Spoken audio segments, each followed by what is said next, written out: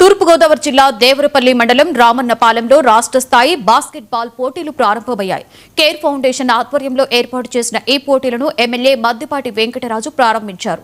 ఈ సందర్భంగా కాసేపు క్రీడాకారులతో కలిసి బాస్కెట్బాల్ ఆడారు.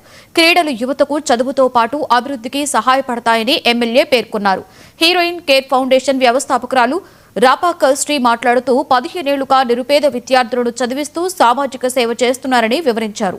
ఈ పోటీలకు అమరావతి బాస్కెట్బాల్ ఆఫ్ ఏపీగా నామకరణం చేశారు.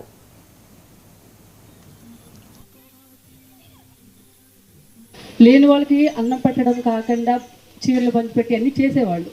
దాని కంటిన్యూస్నే ఈ కేర్ ఫౌండేషన్. దీనికి ఏంటంటే మేము ఒక పేరు పెట్టాలి కాబట్టి కేర్ ఫౌండేషన్ చారిటబుల్ ట్రస్ట్ అని పెట్టి ఇది మేజర్గా ఏంటంటే ఎడ్యుకేషన్ అండ్ హెల్త్ అండి. ఈ 15 సంవత్సరాల నుంచి ఆల్మోస్ట్ నేను 10 మెంబర్స్ నేను చదివించాను. అండ్ విత్ మై మనీ, అంటే నా సొంత డబ్బులు. మేమేమి ఇంత కోటీశ్వరం చేయలేదు. ఈవెన్ మా అన్నయ్య రాపాక గాంధీ ఎవరు చనిపోయిన ఊర్లో వాళ్ళకంటే ఇక్కడ తెలుసు అందరికీ. ఒక బియ్యం ప్యాకెట్ వెళ్ళద్ది, మట్టి ఖర్చు అంతా కూడా మా అన్నయ్య వేస్తాడు. మేము చిన్న వ్యవసాయం చేసుకునే కుటుంబం. సో ఆ కుటుంబంలోంచి మా ఇన్స్పిరేషన్ ఈరోజు నేను ఇక్కడ నిలబడ్డానంటే కారణం మా రవీంద్ర గారే, మా గురువు గారు. సో ఈ స్పోర్ట్స్ అనేది లేకపోతే నేను లేను. అంటే ఎడ్యుకేషన్ ఉండొచ్చు,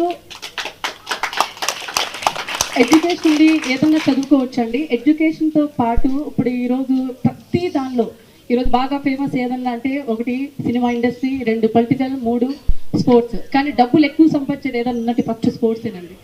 ఎందుకంటే 10th క్లాస్ పాస్ అయితే చాలు. ఇప్పుడు టెండూల్కర్ గారిని తీసుకోండి, లేకపోతే ధోని గారు, ఎవరైనా చూడండి, అందరూ మాస్టర్ చేసిన వాళ్ళు ఎవరు లేరు. దెన్ ఆఫ్టర్ దే గాట్, అంటే వాళ్ళకి ఒక జాబ్స్ వచ్చిన తర్వాత ఈరోజు మిలీనియర్స్ వాళ్ళంతా చదువు కొనటం కాకుండా చదువు కొనుక్కోవడం దాకా వెళ్ళిపోయాము. ర్యాంకుల వెనకాల తల్లిదండ్రులు పరిగెట్టడం, పర్సంటేజ్లు, ర్యాంకులు. అలాగే విద్యా సంస్థలు కూడా 1 ర్యాంకు, 2 ర్యాంకులు ఇప్పటికైతే పడ్డాము. దీని పర్యవసనం ఏంటంటే భారతదేశం లాంటి రాష్ట్రంలో సంవత్సరానికి 2 లక్షల మంది ఆత్మహత్యలు చేసుకుంటున్నారు. ఈ ఆత్మహత్యలు చేసుకున్న వాళ్ళు ఎక్కువ శాతం ఎవరంటే 25 ఏళ్ల లోపు వాళ్ళే. అంటే జీవితం అంటే ఇంకా అవగాహన వచ్చి ఉండదు, జీవితంలో ఇంకా మొదలు కూడా పెట్టుండ్రు, యవ్వన దశలో ఉంటుంటారు. క్షణికావేశాలు, మానసిక ఒత్తిళ్ళు, ఒక సమస్య వస్తే ఎలా ఎదుర్కోవాలో తెలియని పరిస్థితుల్లో మానసిక సంఘర్షణలోనే ఆత్మహత్యలు చేసుకుంటున్నారు. చాలా చిన్న విషయాలకి. ఇది ఎందుకయ్యా అని మొత్తం రీసెంట్ అనాలిసిస్ చేస్తే వాళ్ళకి వచ్చింది ఏంటంటే విద్యా వ్యవస్థలు ఇది వరకు రోజుల్లో ఒక స్కూల్ ఉందంటే